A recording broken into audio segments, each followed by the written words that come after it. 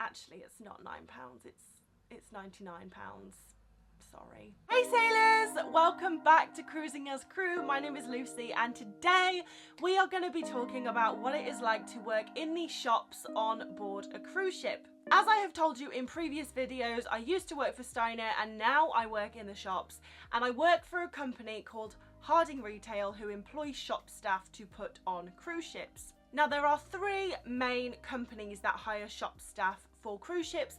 That is Harding Retail, Starboard and Hyman. It just made a lot more sense for me to go with Harding Retail because they're based in Bristol. Now before working in shops on board cruise ships, I had never worked in a shop before in my life. I didn't go to Harding Retail with any previous shop experience, but they train you up so you don't necessarily need experience. You can be shop staff, you could be a cosmetician, a jeweler, a watch specialist, an assistant manager, a manager. For example, if you have worked in shops before as a manager, then they might employ you as an assistant manager.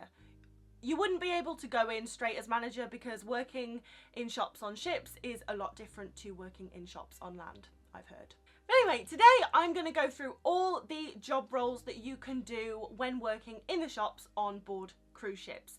So let's start with shop staff. If you're brand new to ships, then you are going to start out on the promo tables. The promo tables are set up each morning outside the shop and they have sale stock, promotional stock on them, and your job is basically to look after and sell the sale stock.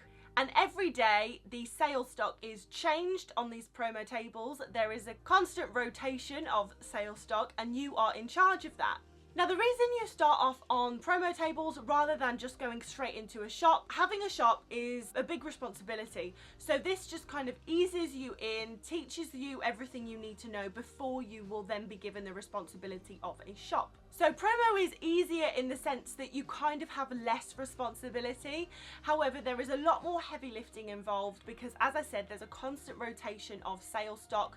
So you're packing up stock, taking it to the stock room, putting new stock out.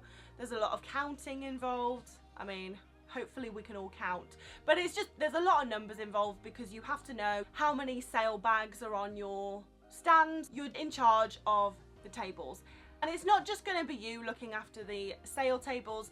There's going to be a group of you, the promo group. And it depends on how big the ship is to how many of you there are in the promo group. So on my last ship, Oceana, which wasn't a massive ship, there was 6 people in the promo group. So the job of those 6 people was to look after and maintain the promotional tables every day. I was lucky, I suppose, because I had had previous experience in the beauty industry. I kind of skipped promo and was put straight in the beauty shop because I had experience with selling beauty products and that suited me really well.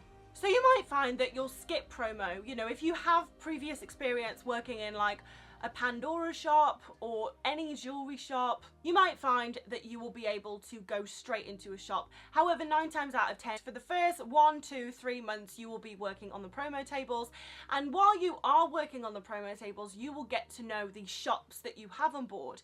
And you might decide that you would quite like to work in the costume jewelry shop. So first things first, you've obviously got to tell your manager that you would like to move from the promo tables to the costume jewelry shop. But also, you are going to have to wait for someone in the costume jewelry shop to finish their contract so that you can replace them.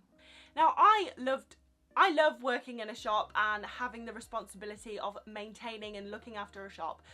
But yeah, there's a lot to it. So while there is less heavy lifting involved than the promotional tables, because you're not constantly taking stock down to the stock room and bringing it up and displaying it, a shop has a more permanent display to it. But with a shop, you have to obviously serve the passengers. That is your main priority. You have to help the guests make sure that they get exactly what they want. You also have to know your stock. You have to have everything counted. or the shelves and units have to be clean. You know, there's a lot of cleaning and dusting involved. Depending on your manager, you might have to do like seminars and events. Because I had experience doing seminars when I worked for Steiner, I did perfume seminars, makeup seminars, because I was quite comfortable talking in front of people. But that is, you know, that is up to you. You can discuss that with your manager. But yeah, we definitely had to run events in the shops to try and get people in the shop to promote sales. And you're also responsible for the shop. So, you know, if someone steals something, or if at the end of the night you don't lock the shop properly, I mean, you will lock the shop properly, but let's just say that's your, you know, that falls back on you. It is more responsibility, and also you do have a higher target than you would have on promo, because obviously the stock is going to be more expensive. But this can also mean that you will make more commission. So it isn't a bad thing. You have to work harder, but you can earn more money. So then there are the specialists. So you have the jewelry and watch specialists. If you have worked in a jewelry shop before or a watch shop before on land, then you can go straight in as a specialist. You don't have to do promo or like work your way up to it. You can just come in as a specialist. Being a specialist is great. Obviously, you are going to be looking after high value pieces, so there is a lot more responsibility that comes with this, but also a lot more money. Working in the jewelry shop or the watch shop, you can really make or break whether the shop's team on a whole hits the target. So while I might have to sell 100 perfumes to hit my bit of the target, you will only have to sell one necklace or one watch. But with this high value stock, there will be a lot of cleaning, definitely a lot of counts. It's imperative that you know exactly what stock you have. Compulsory seminars, you know, whereas with like the perfume shops, the costume jewelry shops, seminars and events are more optional. It depends on your comfort level if you work in that shop. Whereas if you are a specialist, you will be expected to give seminars and host events in your shop. Got your promo staff, your shop staff and your specialists. Then you have your assistant manager. Depending on the size of the ship will depend on how many assistant managers there are. On Oceania, there's one assistant manager. On Virgin Voyages, there's 3 assistant managers. It just depends on the ship and the needs of the ship. And then there's always one shop manager, of course. The person who runs the shops, looks after the shop, is responsible for the shops department and is in constant contact with head office. Now, of course, as normal, the managers do earn more, but they do work more as well. So while the shop staff might be off during the day and they only come in at night, the shop manager and the assistant managers will usually be in work during the day, planning events, planning seminars, planning different things.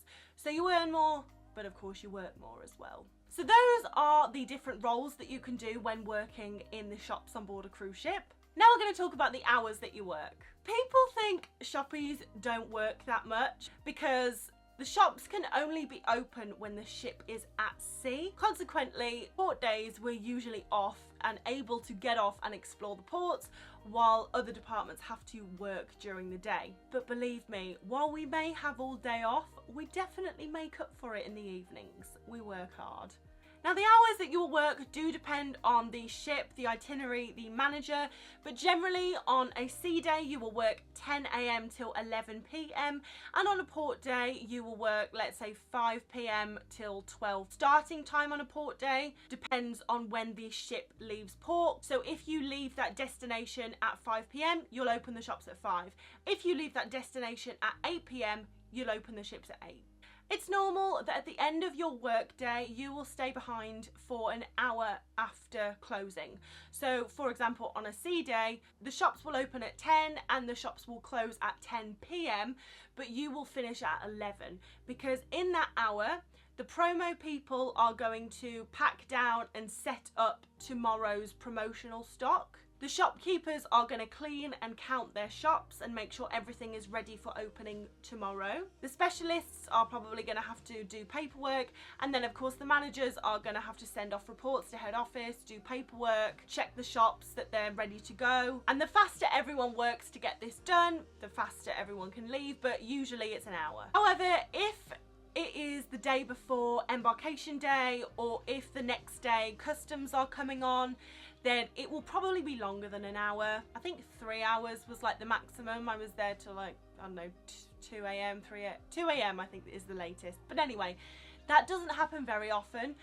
But, you know, if there is someone from head office coming on the next day who is going to inspect the shop, embarkation day, then yes, you will stay behind longer than an hour. It's just how it is. But on the bright side, even if you have to stay behind till 3 a.m, you probably won't be working till 5 p.m. the next day. So you do have all day to recover. So that is like an overview of the hours that you will work. However, then it comes down to itinerary. So when I worked on P&O Oceania, embarkation day was on Thursday in Malta. Wednesday and Friday were sea days. And then we had 4 port days.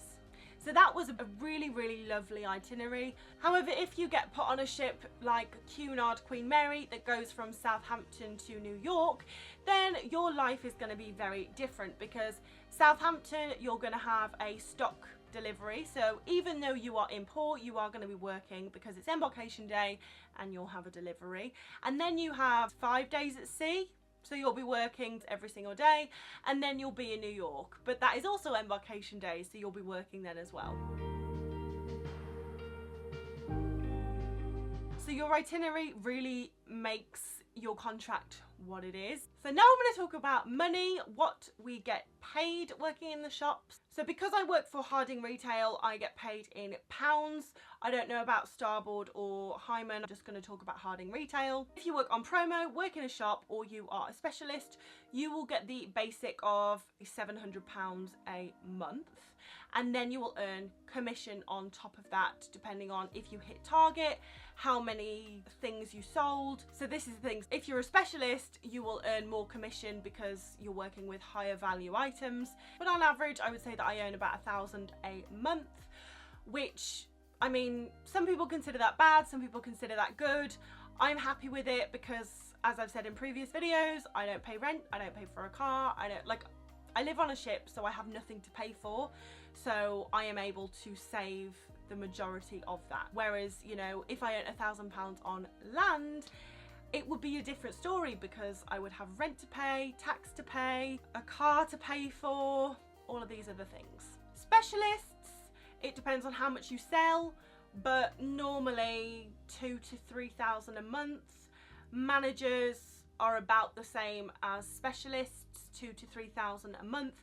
But it depends on whether the shops department hit target. If we hit target, or if we go over target, then obviously the commission is going to be more, you're going to earn more. So it's not a job where you have a set amount every month, because it definitely depends on whether you hit target. But on average, for shop staff and all of that, it's about £1,000. Specialists and managers, it's about £2,000 to £3,000. Deliveries. So people say, oh, so how do you get the stock on the ship? Well, we get it delivered. So on embarkation day, you will have delivery.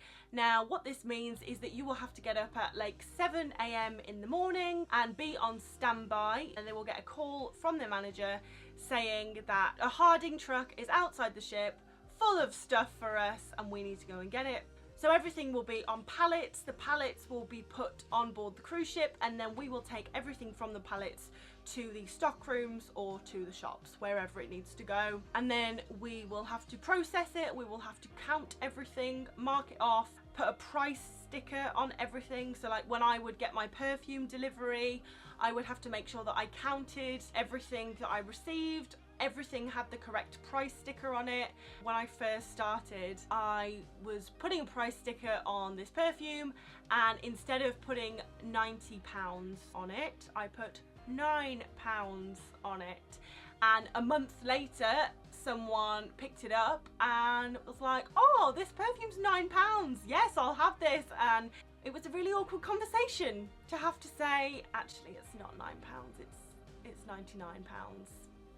It was a lesson learned, and I've definitely been more focused since then when putting the price stickers on my stock, because I don't want to have a conversation like that again. The deliveries usually take like a good chunk of the morning. I think we would usually start deliveries at like 7, 8 a.m. and then finish at maybe 12 or 1 for lunch. And then depending on your manager, they will either bring you back after lunch and get you to finish checking everything off, or they will let you kind of go out in port and they just say, look, you know, we'll just come in tomorrow, or we'll finish it off then. If you are on a cruise ship that is in Southampton every week or every 2 weeks, you will have a delivery every week or every 2 weeks, because obviously it's in England, so it's very easy for Harding to get the stock to Southampton.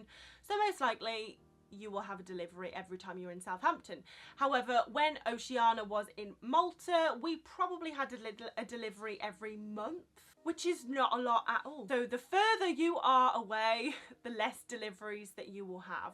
However, like in Dubai, although we only had 2 deliveries, they were 2 massive deliveries. Whereas if you have deliveries every week in Southampton, then they're going to be a lot smaller and a lot easier to process. Targets. So at the beginning of every cruise, you're going to be given a target. A cruise is counted as embarkation day to embarkation day. So on Oceania, it was Thursday to Thursday. So we would get a target for every week cruise. Obviously, the target that you get will depend on the size of the ship. Royal Caribbean Oasis of the Seas is going to have a bigger target than Rhapsody of the Seas because there's more people on board. So this target would be given to the shops department, and then the manager is going to break down that target between everyone in the shops team. For example, the shops might have a target of 100k, the perfume shop might be given 10k, and if there's 2 people in the perfume shop, we have a target of £5,000 each to make. And obviously this target is going to depend on how expensive your stock is. So the jewelers are going to have a higher target than I am, because a diamond necklace is a lot more expensive than a bottle of perfume. The jewelry shop might have a target of 30 or 35k. The idea is that if everyone hits their individual targets, then we will hit the team target and we will all make commission. Living situations. Basically everyone who is not a manager will share a cabin with one other person. And that's the end of that. So yeah, the manager gets their own cabin. Even the assistant manager will share a cabin. The shoppies will share a cabin with another shoppie of the same gender. Your contract length is going to be 6 to 7 months. You could do a 9-month contract if you want, but usually they put you on a contract for 6 months, and then it's up to you whether you want to extend it for another month. I think 6 months is like the perfect amount of time. When I worked for Steiner and I was doing 9 months, that was way too long. I mean, literally at the end of 9 months, I was dead on my feet. 6 months, I'm like, yeah, like I'm just starting to get really tired, but I could push myself. But if I leave now, I'm going to leave on a high. So 6 months is a really good time to leave, I think. It's a really good contract length. And then working in the shops for Harding Retail, you get 35% off everything. So 35% off perfume, 35% off clothes, 35% off Pandora, a different percentage off diamonds or watches. You basically get 35% off the majority of things, which is where all your money goes. I really hope you have enjoyed this video of me explaining what it is like to work in the shops on board cruise ships. If you have, then let me know in the comments and hit that notification bell, because in the next video I'm going to be talking about the crew bar, crew parties, crew social life, and it's going to be really cool. But I just wanted to say thank you so much for watching. Thank you for all the support, everyone who's subscribed, everyone who's liking, commenting. I really, really, really appreciate it, and I will see you in the next video.